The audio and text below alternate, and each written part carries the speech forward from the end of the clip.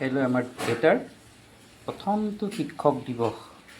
সেয়েহে মই এটা সৰুকৈ শিক্ষক দিৱস তাক শিক্ষাগুৰুগৰাকীক দিয়াৰ বাবে সুন্দৰকৈ সৰুকৈ কিবা এটা তেওঁৰ কাৰণে মই বনাই দিছোঁ।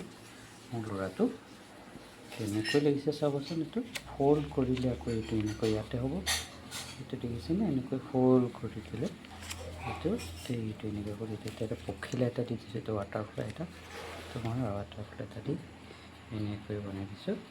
ইয়াতে আপুনি এইটো কলমটো এইখিনিত কলম থ'ব পৰা কৰি দিছোঁ। এইটো ধুনীয়াকৈ এইটো কলম দি দিছোঁ। দিয়াৰ পাছত এনেকৈ কৰি দিছোঁ। তো ইয়াতে এনেকৈ ফ'ল্ডটো কৰি দিব পাৰিব ধুনীয়াকৈ। এনেকৈ তেনেকৈ ভৰাই দিয়ে ধুনীয়াকৈ ফ'ল্ড কৰি দিব পাৰে। কেনেকুৱা লাগিছে? এনেকৈ মই বনাই দিলোঁ তেওঁ শিক্ষাগুৰুসকলক দিবলৈ, আৰু তাৰ বাহিৰে তেওঁ এইটো নিজৰ শিক্ষাগুৰুজনক দিব। ইয়াৰ বাহিৰেও তেওঁ যি শিক্ষকসকল আছে তেওঁলোকক দিয়াৰ কাৰণে এটা বনাই দিছোঁ। এনেকৈ সৰু কৰি এইটো চাওকচোন, এইটো এটা বনাই দিছোঁ। আমাৰ দেউতাই আজি প্ৰথমবাৰ শিক্ষক দিৱস পাব। তেওঁ প্ৰথম শিক্ষক দিৱসৰ কাৰণে তেওঁ যাব, তেওঁ শিক্ষাগুৰুসকলক দিব। বাকী কেনেকৈ দিয়ে, কি দিয়ে সিহে জানে।